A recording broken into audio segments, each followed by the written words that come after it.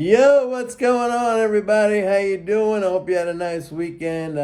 Took a couple of days off last week. At the end of last week, I didn't make any videos, but I saw something today. It's kind of funny. It's kind of funny, and it's kind of pathetic, and it kind of pisses me off, if you really want to know. There was a headline I saw on investing.com, popular website. It said Goldman Sachs finds that the public's concern about the banking crisis has ended. So, what the hell was that all about? And if you don't understand by now how you are being manipulated by, number one, by the media, number two, by Wall Street, and number three, maybe I should put this as number one, number three, as people who are just complete idiots who don't know what's going on. Now, I'm going to talk about this a little bit deeper than what that headline, portrayed. The public is not afraid anymore. They're not running out to their banks and pulling out money. But there was in the banking data for the week ending March 29th, and I would say like it was a shocking, it was like the most shocking set of data in that weekly report that I've seen ever. I mean, the contraction in bank credit, the contraction in loans, the decline in deposits. The only thing that went up really were consumer loans. Those were credit card loans and revolving credit. But here's the thing, folks, and I'm going to try to explain this to you because most people don't understand. They just see the headlines and then they freak out and people are pulling their money out of the banks. In that week leading up to that terrible data, that was the week that the Fed added $400 billion in reserves. Like, boom, drop that in there because, you had the SVB situation and banks, a lot of these smaller banks weren't able to procure reserves, and so they were in violation of their regulatory mandates. So the Fed put $400 billion. Now, when the Fed puts $400 billion in, okay, those are assets. Reserves are assets.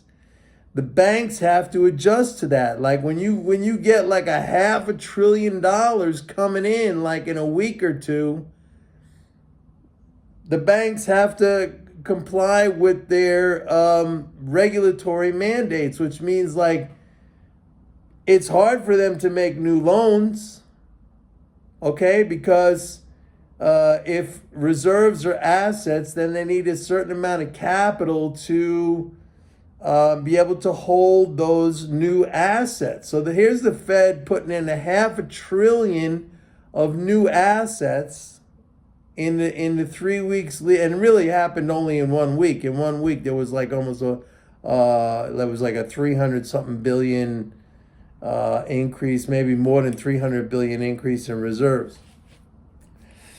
So what do you expect them to do, man? I mean, they're gonna cut back on loans. They're gonna sell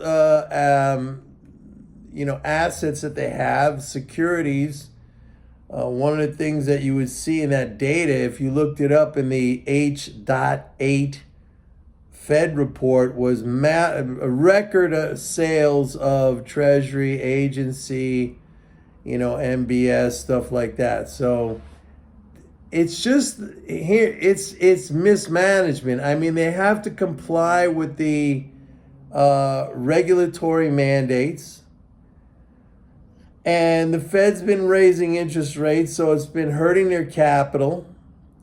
And it hurt their capital to the point where, people in some banks, this SVB situation, and I don't even know how real that was because, now when you see a headline that says, oh, like nobody cares about it anymore, like, why did they care? Was there really a problem? That's the question, because it seems to me like if nobody cares anymore right now, was there really a problem? It was a generated problem. It was a false problem.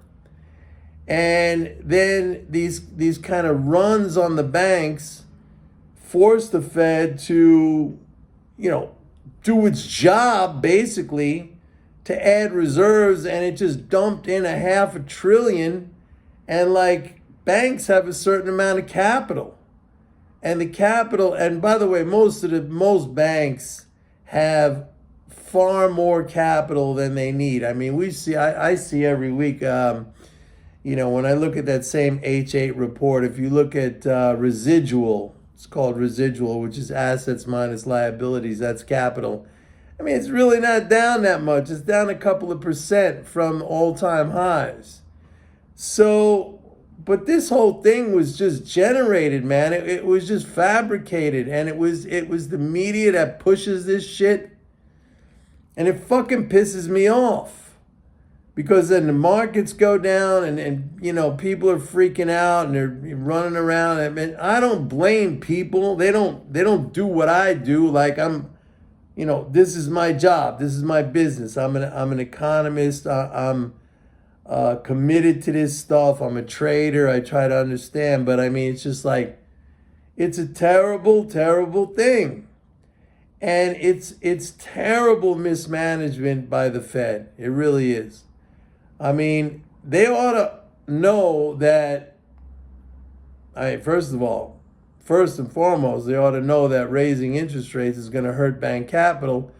But number two, they ought to know, I think even above number one, they ought to know by now that raising interest rates is not going to squash inflation. But like, here we go again. We're looking at the next, the next meeting in May. They're going to raise by another 25 basis points. At least that's what the market's saying. And we know that's what Powell does. Whatever the market says, that's what Powell does. So it's like, this is really, really frustrating.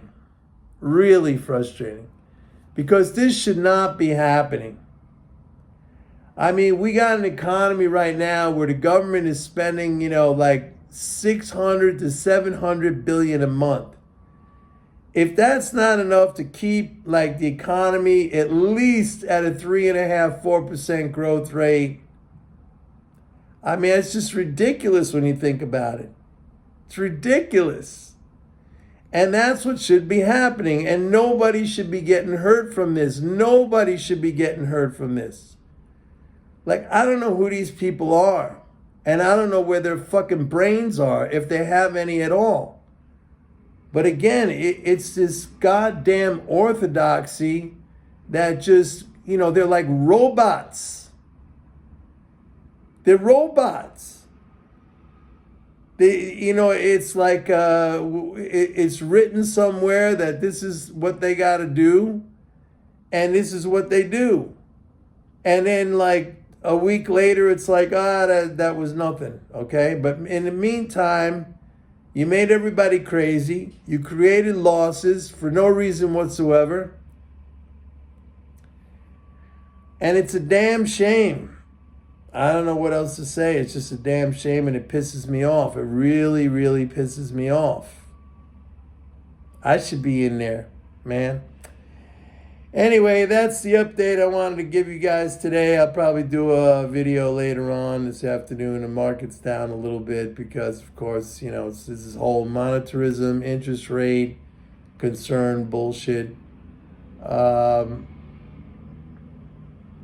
I'm telling you that this could have some kind of an impact negatively. We saw the Atlanta Fed GDP Now report. It was revised lower. And don't forget, we got the biggest idiocy of all coming up, which is the debt ceiling. Now that's real. And I've been telling you guys that's real. They don't raise that. I mean, we're Greece. All right? Austerity. better hope a lot of tourists come here to spend their money here. We're going to, that's just, I mean, shooting yourself in the foot is like a very benign way to put it. It's more like just committing fucking suicide. It's ridiculous. But that's coming up.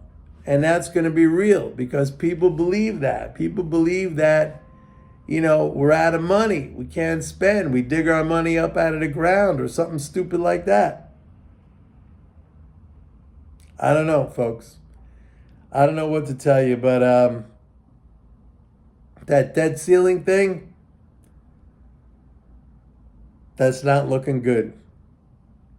I don't think it's looking good at all.